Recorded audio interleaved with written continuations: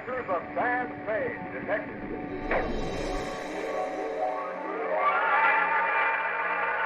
Golden Age Radio is starting now. Sam Spade Detective Agency. Spade, sweetheart. Oh, hello, Sam. What are you doing? Having breakfast, Abby. Breakfast? But it's 7:30 in the p.m. Well, it's a topsy-turvy world, sweetheart. What was her problem, Sam? Oh, a gold key to the door of her apartment. She got to figure out what it unlocked. Very complex case, Abby. Greed, passion, twisted ambitions, hate, love, vengeance, and murders, all gamut.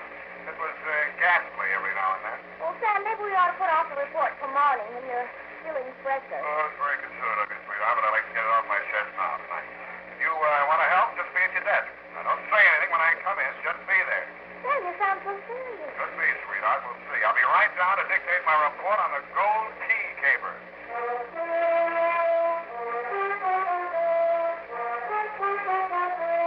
Now, with Howard Duff starring as Spade, Wildroot brings to the air the greatest private detective of them all in The Adventures of Sam Spade.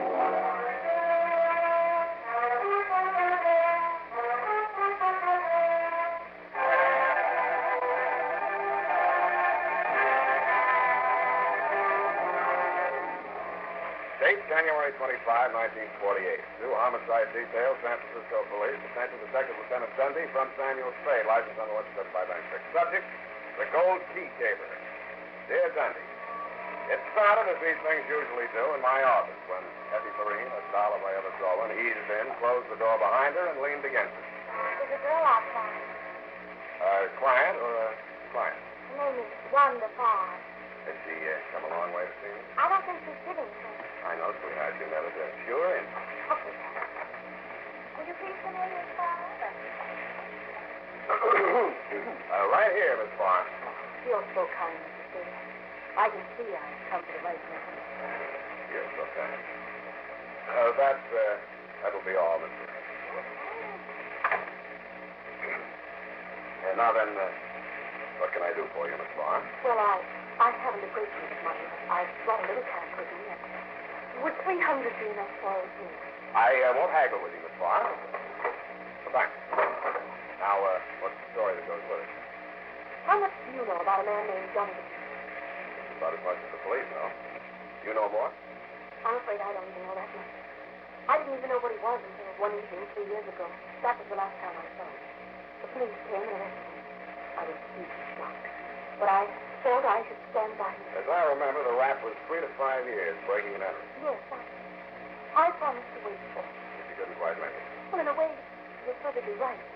When I heard he was coming out of prison, I just can't say. As you thought of leaving town? Oh, it wouldn't make any difference. He'd find me wherever I went. Can't say that I blame him. What's so funny? You're afraid of me, though. No, not dangerous. Not yet. Are you always there? Or never? That depends. Oh. Yeah. On how many other staffs you've handled, like this county police, and how many other staffs have helped you get out from under. Really?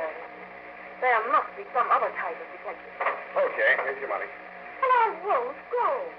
You can't turn me away like this. Of all those things I told you, personal things, you haven't any right to... When I put my trust in you... That's a lousy act, too. Sit down. Sit down. Well, I... Now, let's have it. What do you want me to do? Well, he's arriving in San Francisco this afternoon. He'll come to my apartment for anything. He said he would.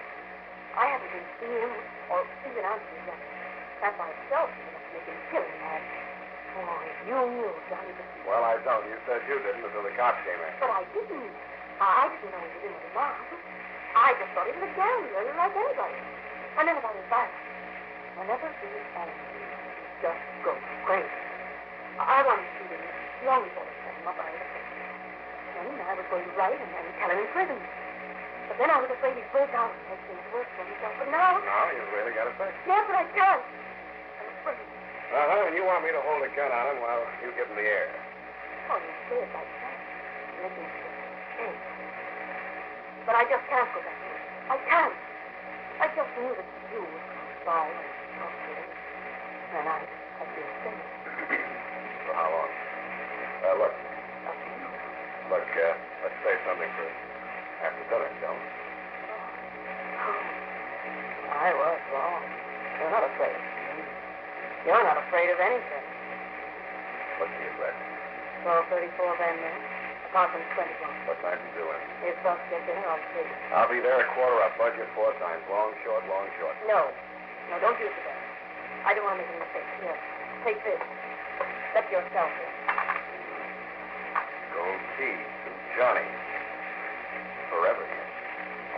Now, don't worry, Angel. Don't worry. You can put a new name on there. This one's not engraved very deep.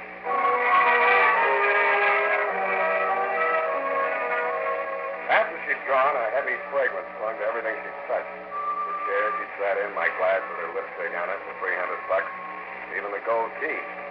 I rubbed it up against my coat sleeve.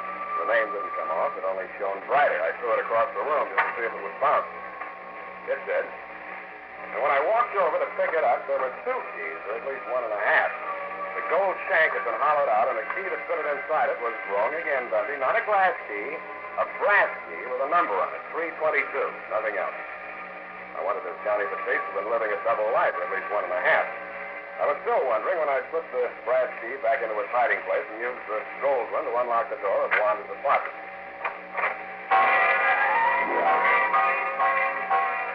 The room was full of her perfume, but she wasn't there. Johnny Batiste was. He was cleaning the prison dirt out of his fingernails with a shiny new spring blade knife. Get that key. What for? You're in. Where's Wanda? She changed her mind. She don't want to see you. Who changed it for? I did.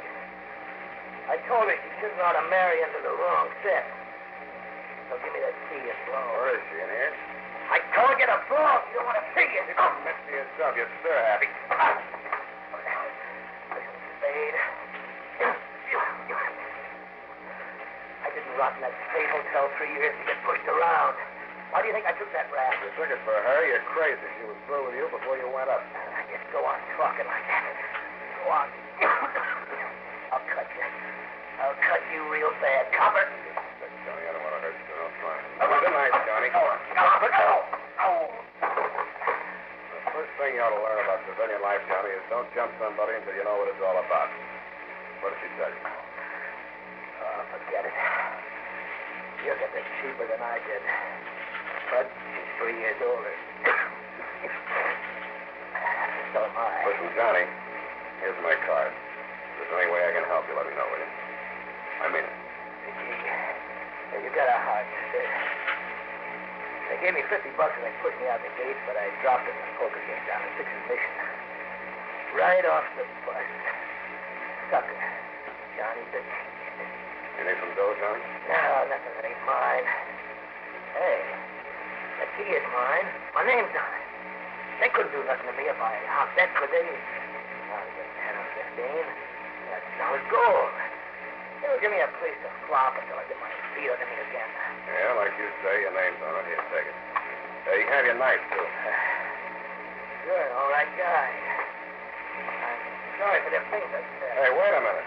Where's Wanda? I don't know. I haven't seen her. And I don't want to see her. So long, sucker.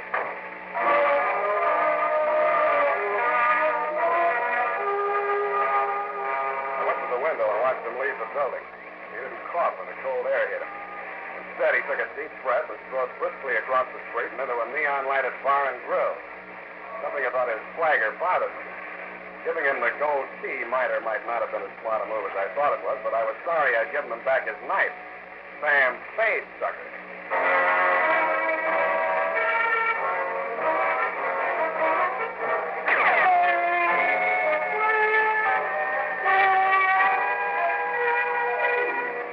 About here, Dundee, I decided to start acting like a detective for a change. I took a chance on Johnny Batiste being thirsty enough after 3 years to keep his elbow crooked at the bar long enough for me to frisk Wanda's apartment. I didn't think I'd find her body there, but I did. I deduced that it was in the clothes closet from the feeble cries and puffings I heard as I walked into the bedroom.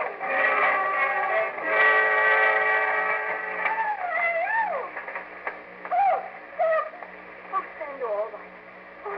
Oh, I'd never forgiven myself for anything that happened to you. What happened to you, Where Angel? did you get out of? Where were you, Sam? You pushed in the closet. He did. When he heard you coming up the steps. Why? Well, you were coming any minute, and I had to say something, so I told him you were going to marry me. Oh, that's fine. Well, here we are. Oh, but that's not all I said. Oh, you'll never forgive me for this. I know I... Oh, how can I tell you? I told him you forced me to do this. Thanks a lot. How did I force you?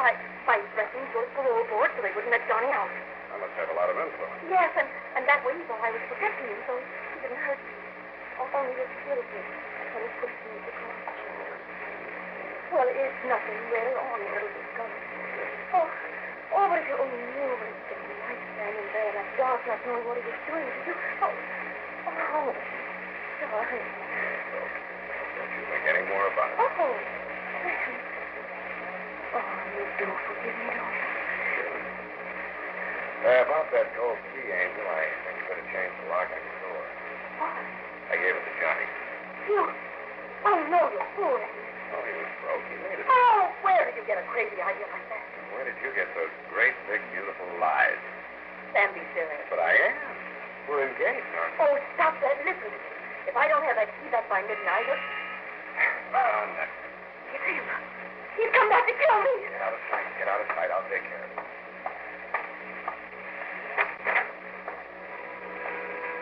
There were two of them. Neither one was Johnny Batiste. They brushed past me and entered the room without a word and stood there with their faces hanging out. While we were giving each other the silent treatment, I sized them up. The larger size I recognized from newspaper pictures. He was a big sand and gravel man, and rumor had it that a stretch of paving outside the town contained the bodies of 18 other sand and gravel men who had bid against him for the contract and stumbled into a rock crusher. Name? Mike Malloy. The musician with him put his viola case down on the sofa and opened it up. No. This isn't the man, Nathan. What's that to what he's doing here? Well, let's sit down and finish that comic book I bought for you. Okay, rock crusher. Mr. Spade, I told Miss Farr to hire you. Had any trouble? Not yet. Good. I brought along my bodyguard here just in case. Where is Miss Farr? I sent her to the movie. Why, because you see Johnny Batiste? Yeah, he dropped in. He didn't make any trouble? No. Was he supposed to? There's no point in our talking in circles, Mr. Spade. Johnny Batiste used to work for me. Naples here was one of his men. What's your name? Right for him. You see, things have changed. Johnny isn't the man he used to be. But I've always taken care of those who served me loyally. I thought we weren't talking in circles. Believe me, Mr. Spade, I ultimately want to save Johnny from himself. Is he threatening to jump into one of your rock crushes? What's that, boy? He's got a sense of humor. I'm sorry I may have been. I was misinformed about you, Mr. Spade. I was led to believe that you were the man to help my fiancé and myself out of this embarrassing situation. Your fiancé? Wanda? Miss Fox? Yes? Yes, it's fiancé. I'll be absolutely frank with you, Spade. I had hoped by bringing you and Johnny Batiste together under circumstances that you might be forced to kill him in self-defense, or my apologies. It would have been the merciful way out for Johnny, and it would have saved many lives. I know Johnny Batiste. He will try to get back on top. He'll stop at nothing.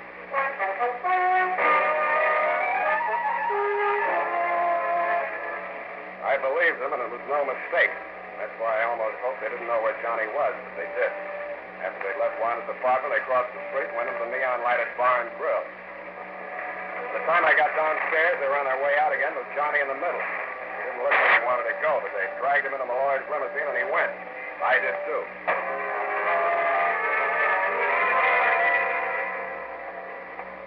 The trail ended on the Embarcadero at the Harbor View Hotel. By the time I got into the lobby, Johnny and his two guards had disappeared up a ratty-looking flight of stairs. I started up after them, but then I stopped cold.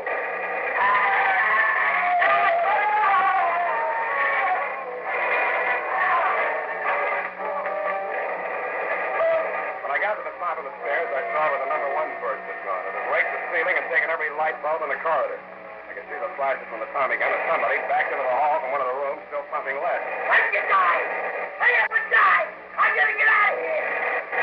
Hey, who's that? He either saw or heard me. I flopped down on my belly and tried to work my way into the 10th of an inch nap in the crummy carpet.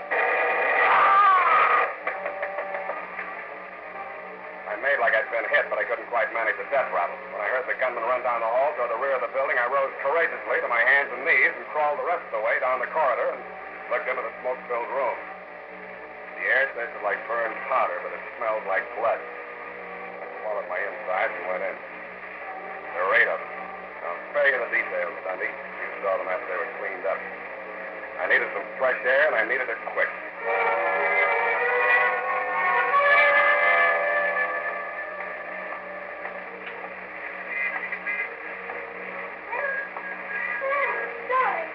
Huh? Over here in the hall. Sam, what's the matter with you? Sick. Oh, poor darling. What was that place, Sam? Why were you there? Why were you? Oh, you poor baby. I came after you. Shut up. I want some answers. I don't want explanations. I don't want excuses. And if I catch you using what you know you do to me to snake your way out of this one, I'll... What have I done to treat you like this? First Johnny, then Mike, and now you. You're starting again. It's the last time. Sam, I'm sorry. What do you want to know? Are you in love with Johnny? But I told you no. Mike Malloy? No. You gonna marry Malloy? What was in that room? 8 dead men. What else?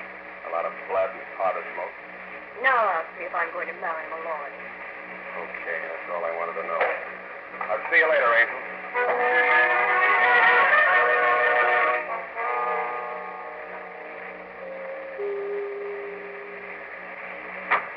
Oh, say, I was just leaving.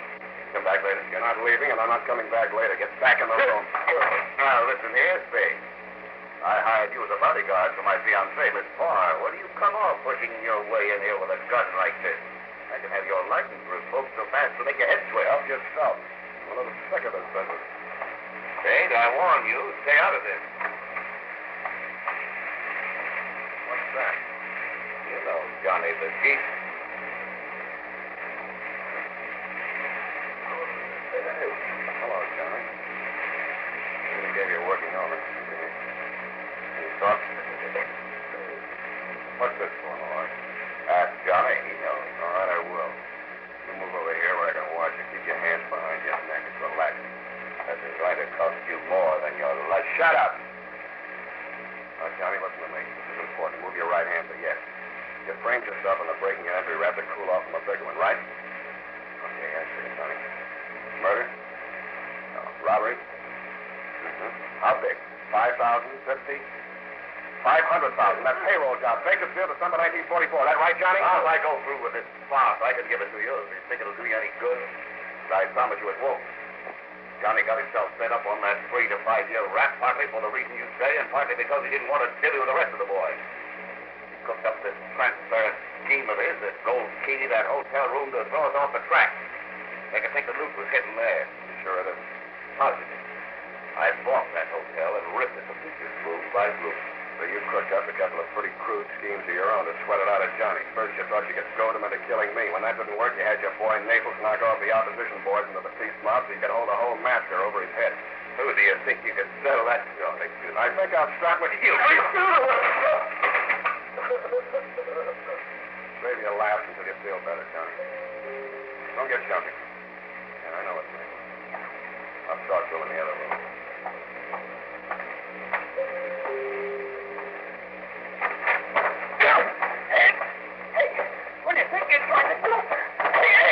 Leave it there, Naples. Yeah. What are you doing here? Where's the boy? Out. What do you want? I want to talk to you, pigeon. Who's the pigeon? Nobody but you, Naples. If you think somebody else was going up for that slaughter in room 322. Johnny got them guys. That's the boy. I asked the boss. He says you did. You're fucking. Johnny bargained for a written statement by Malloy alibying Johnny. The cops have got it now. They'll believe it. Malloy's a big citizen, so you're the only pigeon left. That's what you think. Where is he? Wait here. I'll bring him to you.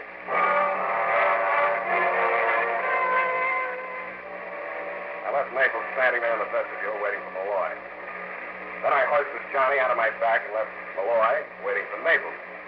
He went out the back way. I ran to the freight elevator and watched the floor indicator moving around. I believe it was between 6 and 7 when I heard a familiar sound from the Malloy apartment.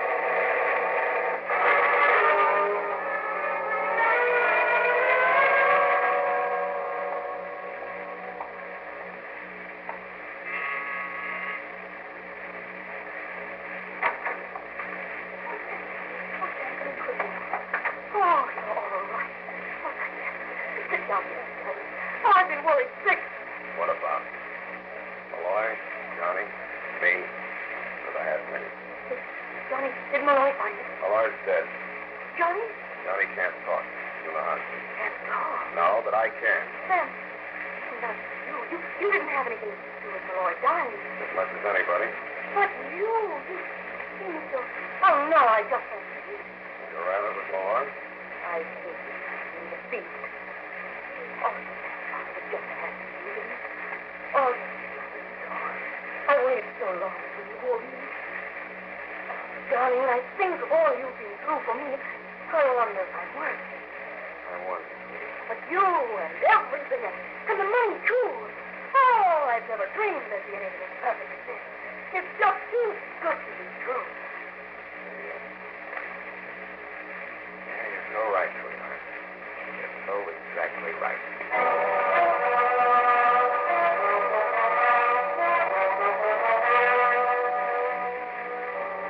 I didn't tell her I didn't have the heart. We talked some more and toasted some marshmallows. Well, anyway, what I'm getting at, Sunday, is this. Some jerk from the DA's office informs me that you want her for questioning as an accessory before the fact. In my opinion, this angle of the case requires more personal research, and with all modesty, I think that I am the man for the job and will be as long as she thinks I have the $500,000. And if I do have it, Lieutenant, watch out for your badge. Period. End of the report. Whoa.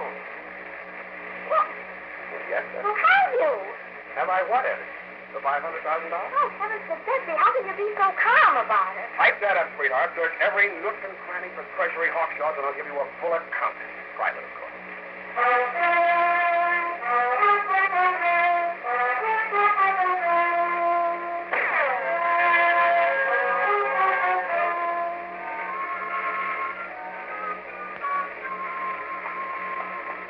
Here it is, Sam.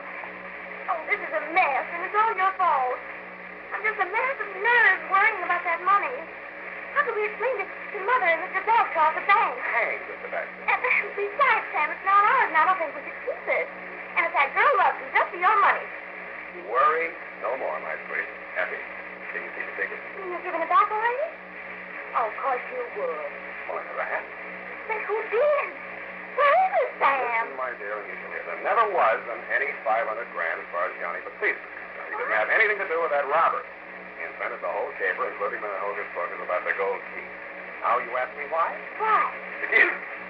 Thanks a lot. To keep himself out of Malloy's rock crusher, you see.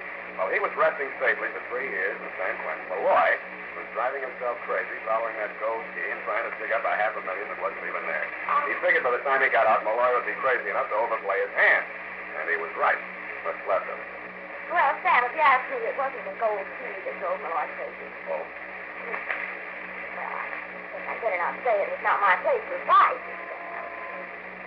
You know what I mean. Good night, Sam. Good night, Mother.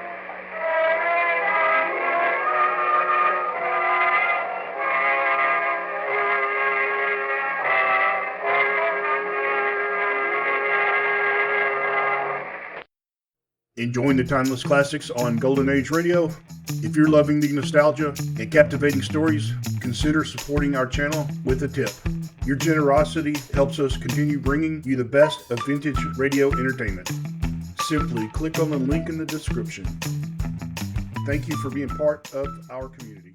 Lost in Brazil invites you on an unforgettable journey, where every moment is an adventure waiting to be discovered. Join us as we uncover the soul of Brazil, one incredible experience at a time. Click on the link in the description and embark on the ultimate Brazilian odyssey. You have been listening to Golden Age Radio, rumble.com/C/GAR, brought to you by G3PL.com. Don't forget to subscribe for more videos.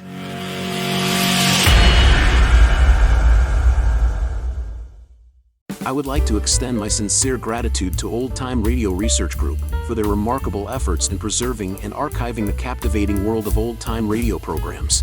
Their dedication to safeguarding these precious audio gems ensures that future generations can relish the enchanting stories, music, and entertainment of the past. Their invaluable contribution allows us to step back in time and experience the magic of radio history firsthand. Their link is in the description below.